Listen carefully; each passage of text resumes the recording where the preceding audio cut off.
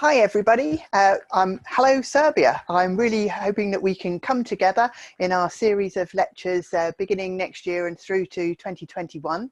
So I'll just tell you a little bit about myself. My name's Caroline Stone, obviously, and I've been asked to put together a little bit of a program all about visceral osteopathy and osteopathic approaches into healthcare.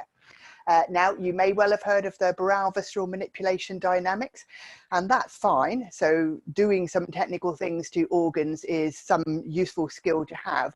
But if you want to actually work with patients with a whole variety of presentations, such as breathing disorders, pelvic pain, digestive disorders, you have to go to a whole other level. So it's not just enough to know how to bend and twist an organ or to listen to it fascially. What you actually need to do is have an appreciation as to how you work physiologically with the body and the person to help them shift physiology, their homeostasis and their adaptiveness in order to get them to help restore functionality into ultimately their visceral system and thereby poor quality of life. So what we're going to do in our 5 series of visceral dynamics is to go through zones of the body and their interrelatedness, and also to work with the visceral tissues, the fluids, the dynamics, the innervation, and the relationships with the somatic cavity and outer support, so that we can have a 3-dimensional, unified and integrated approach, which is clinically relevant and enables you to begin to plan an approach which takes you beyond just being a mere technician. And so, as A.T. Still, the founder of osteopathy, would have said, is that you don't want to be an engine wiper, just doing a thing because you've been taught it. You actually want to be much better able to think independently, think discriminatively, dig in there, keep digging on, and to really find out what is the underlying cause as much as possible within the somatic and other tissue structures, and work out, if you found it, how relevant that is to their presentation, and then work out what you can actually do to fix it. How fixable is it? Because it's just not the case that a quick and then everything is good. You have to introduce change gradually. You have to work at the pace of change of the tissues. You have to work homeostatically, and so on. And so if you found it ultimately, and then hopefully try to find out whether it's fixable and then have the skills to fix it, hopefully at that point you're then going to be able to sort of leave the patient, leave the tissues, to then establish and restore and embed in that new working dynamic. So there's heaps of things we're going to cover. I thought I'd just have a quick flip through with some dynamics on a few slides just to give you a snapshot overview.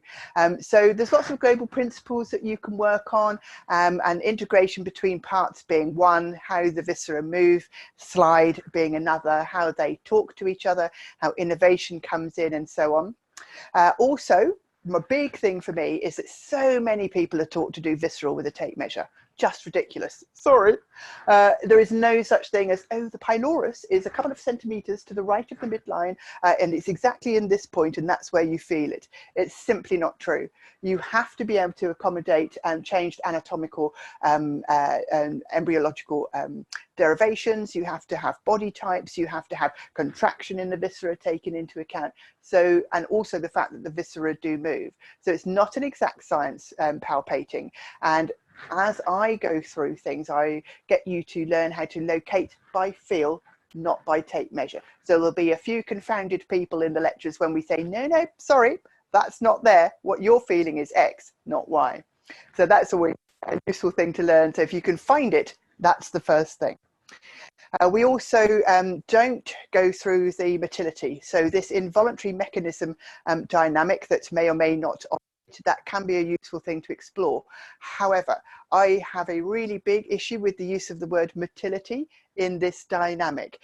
So motility for me is peristalsis, which is a physiological process. It's the innervation and smooth muscle contractility in its own right. So I really think the word motility should be left for that physiological process. If we want to have an inherent motion, that's fine. Just call it motility when I'm in earshot.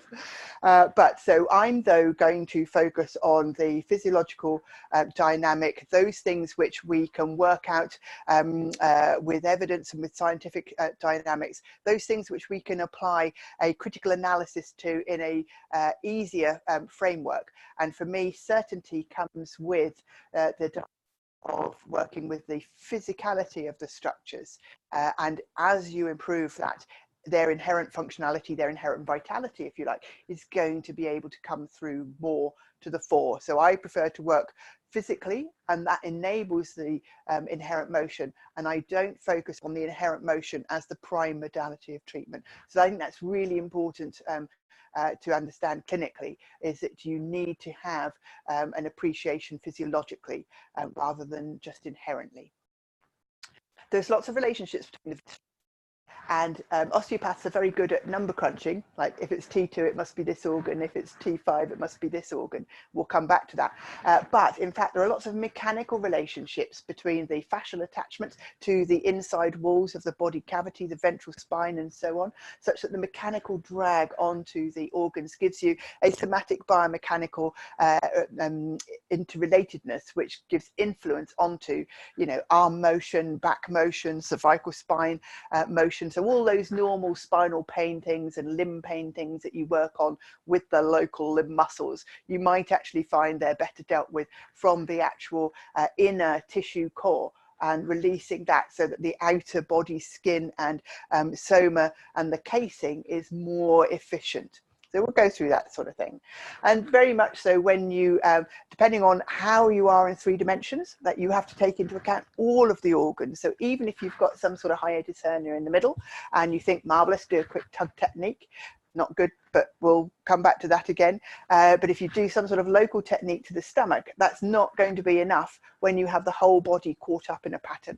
So patterns globally, 3-dimensionality is a huge thing. Now, we're also going to spend quite a bit of time with the abdominal wall, because in fact, the layers of the abdominal wall, hugely important. Most people just plunge straight through, they will roll their sleeves up, get stuck in the abdomen, and they just bypass this huge layer, which is really contributory neurologically and emotively, etc., to the whole of your patient's presentation. And there's some really interesting layers between, you know, skin, connective tissues, abdominal wall, musculature, peritoneum. Fascinating, even before you get to greater omentum and then the organs. So that layering ventrally is something, again, you really need to get to grips with.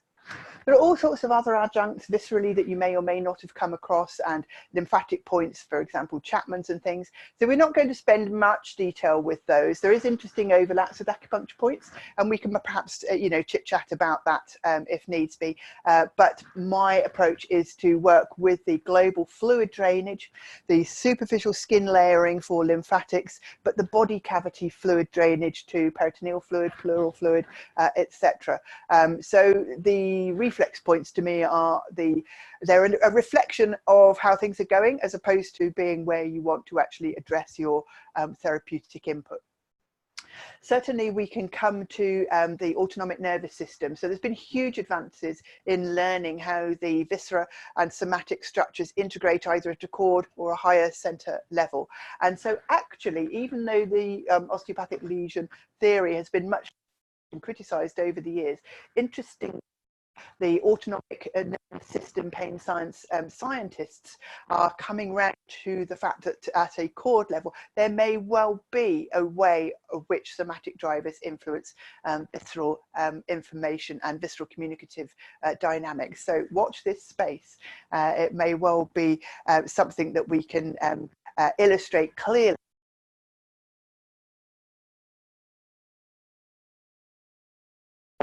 for within the somatic tissues, and will definitely let you find out where, for example, L2 is in the body, or where S2 is in the body.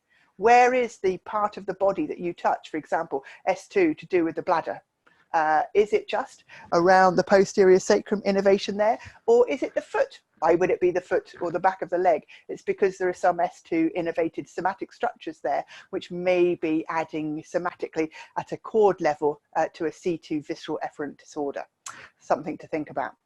So again, there are lots of ways in which the mind, body, physiology all come together. We'll be looking at that, but it's all about how each part signals, how the emotions signals to the viscera, how the viscera signal to the somatics, how the somatics orient themselves around with respect to physiological metabolic need. And so it's the signaling processes that go between these, which is key to your understanding of how visceral things work.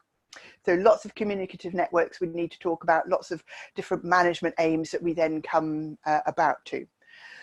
So even before we get to understand the gastrointestinal tract system, which, as we know, works on a series of feedback loops, and so working on one area will give you information to how the other areas work, which means that actually where the symptoms are isn't always where you need to treat. We're going to look at peritoneal fluid dynamics, sliding surface of the viscera. We're also going to look at innervation and how this ventral lumbar column is an abdominal brain. It's not just the splanchnics from 5 to 9 coming down through to the subdiaphragmatic zone. It's actually then the plexi ventrally on the lumbar column. So we spend quite a bit of time with that type of thing, with the crura, with the dynamics of the ventral lumbar column. And we work out how we're going to look at autonomics, but we also look quite interestingly at the jugular foramen. Really fascinating place to be. So we're going to talk about the vagus in no uncertain terms, but we're also going to remind you that actually the jugular foramen, the vagus nerve might be in it, but that's not the only thing that's there. And in fact, it's the circulation and the jugular vein in the jugular foramen, which is probably the critical thing for neural processing through into brain circulation drainage. But that's another story. We'll come back to that at some point, hopefully. So there's lots of dynamics you can work with circulation-wise and digestively to look at how the organs are functioning. So the whole raft of visceral things, from the stomach, from reflux, from throat disorders, into the way peristalsis works, through into the central tendon of the diaphragm, ventral throat, really interesting. How do you get to the mediastinum also? So we've got some interesting things whereby we use the dorsal spine as a lever and not just come from the sternum. But we also look at how there's this continuity through from the cranial base, facial teeth, palatine structures, down to the central tendon and below into the abdominopelvic cavity. Some interesting things, as I said, with fluid dynamics. So in this first series, we can introduce visceral vascular dynamics to you, but I have to tell you, vascular releases is more than just going onto a local bit of artery. There's a huge physiology of circulation which you need to take into account, and we can introduce you to that, but we may need to come back to that in future courses. So as I say, there's lots of things about how you work between the viscera, like releasing the lungs to help the esophagus, to help the cardiac dynamics, to help the way that the chest and ribs work.